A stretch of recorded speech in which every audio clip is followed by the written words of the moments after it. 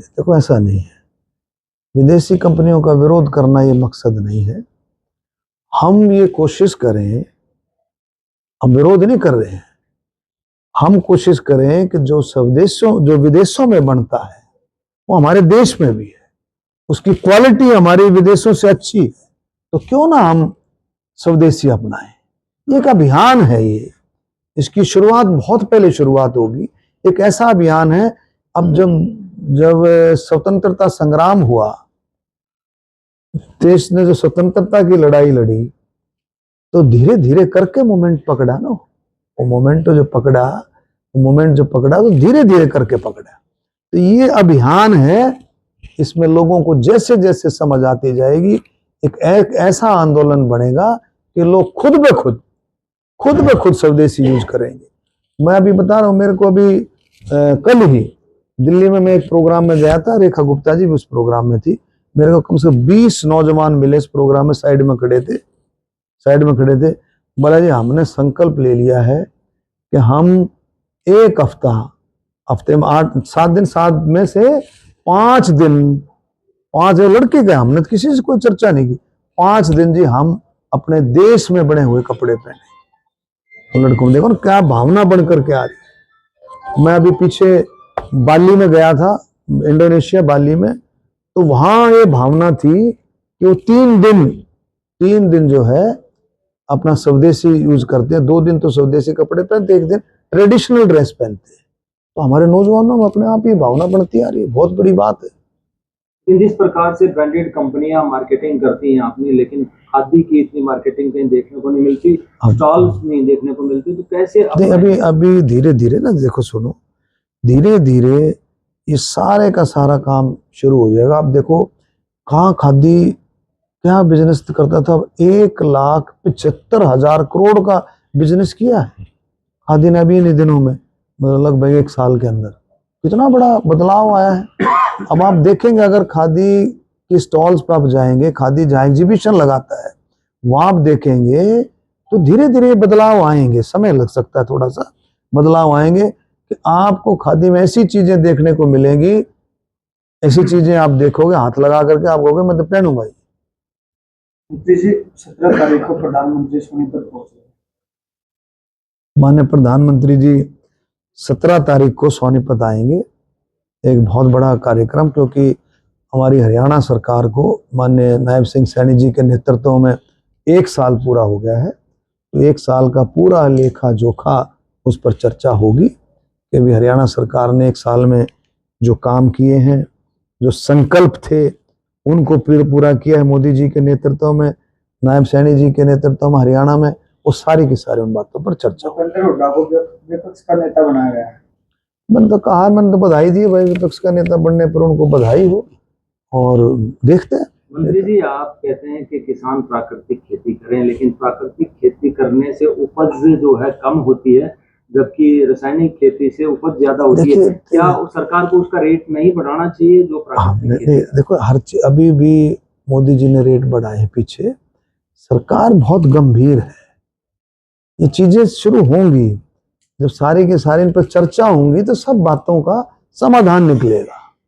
प्राकृतिक खेती हो, नेचुरली या राइट के भी उसमें, लेकिन खेती हमारी जो सॉइल है उसकी हेल्थ भी तो बहुत इंपॉर्टेंट चीज है, उसको भी तो हमें रखना है। और जो वो उपज उसमें आती है, तो जो नेशनल हेल्थ है उसका भी ध्यान में रखते हुए ये हमारी अपील है। लेकिन प्राकृतिक खेती में भी अब ऐसी टेक्नोलॉजी आ गई है कि उसमें भी जो ईल्ड है वो बहुत अच्छी ईल्ड आती। प्रदेश में बारिश हो रही है, पहले भी गिरदावरी अभी तक पूरी नहीं। आज भी मैंने अभी देखा है, मैंने कल जो रात को बारिश और आंधी आई है, मतलब तेज हवा, आंधी क्या मतलब तूफान आया है, उसे बड़ा भारी मैं समझता हूँ कि इस रोड से आया हूँ तो काफी नुकसान हुआ है।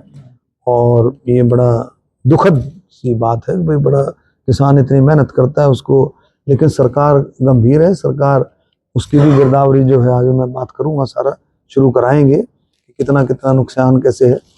और पीछे भी आपने देखा होगा कि हमारे डिपार्टमेंट ने, सहकारिता विभाग ने, जो इनका टैक्सेस के जरिए से और जो सेंट्रल बैंकों के जरिए से किसानों ऋण लेता है, उस पर भी हमने किया है। जहाँ जिन गांवों में 50% 50% का नुकसान है और किसी किसान का 33% का नुकसान है। उसको हमने जो उनकी लोन है उसमें हमने कराया कि उसमें थोड़ा सा समय हम और ज्यादा दें। मंत्री जी, डीएपी को लेकर अब से पहले ही किल्लत देखने को मिल रही है, काफी मारामारी देखने को मिल रही है। नहीं, वो उसको संज्ञान लिया है सरकार ने, सारा उसमें ठीक हो जाएगा। लिया है? हाँ, सारा यात्रा शुरू कर रहे हैं हरियाणा के करो, बता दो, ब्लैक और गुट शुरू हो जाएगा। तो इसमें क्या, तो सारा है, हर एक को अपना अधिकार है अपनी बात रखने का, अपने कहने का, और अच्छी बात है। जागरूकता जितनी बढ़े, जितना उसमें क्या दिक्कत है। मंत्री जी, गोहाना में जो मेजर सबसे बड़े 2 संस्थान हैं, मेडिकल कॉलेज और यूनिवर्सिटी, ये सबसे सिंगल रोड पे है क्या? सबसे सब ये अपना कानपुर हाँ, है तो सरकार की तरफ से देखिए उसका जो रोड का जो वाइडनिंग है गोहाना से खानपुर वाली, वो मंजूर है। उसका काम तो शुरू हो गया होगा, उसका टेंडर भी हो गया है और उसका चौड़ा होने के लिए रोड का, और बाकी धीरे धीरे रिफॉर्म चल रहे हैं उसमें। अभी जल्दी ही हेल्थ मिनिस्टर का भी उसमें दौरा कराएंगे। उसमें कई चीजें हैं जो हमने लिखी है, संज्ञान में आई हैं, उनको इम्प्रूव करेंगे सारा। मंत्री जी, जो अपना कटरा जम्मू कटरा रोड है, उससे कनेक्टिविटी है ईसापुर खेड़ी से गंगाना के बीच में एक रोड है जहाँ से निकासी होती है, तो वो रोड बहुत ज्यादा जर्जर हालत में है और कई सरपंच और जिला परिषद के मेंबर आपको भी शायद लिखे होंगे। देखिए, रोडों की जहाँ तक बात है, लगभग 4,800 करोड़ रुपया माननीय मुख्यमंत्री जी ने अभी बजट में प्रावधान किया था, और ये भी कहा था 6 से 8 महीने में रोडों की जो भी वाइडनिंग है, कोई रिपेयर है, कुछ और भी जो उनकी हालत है उसमें काफी सुधार होगा। और ये थोड़ा समय लग रहा है।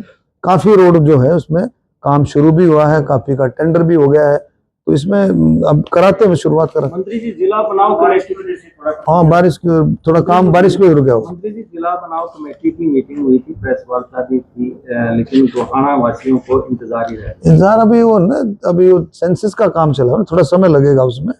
अभी गोहाना का नाम भी टॉप में है, ऐसी बात नहीं है गोहाना जिला बनाने का, और संगठनात्मक तरीके से तो जिला बन ही गया।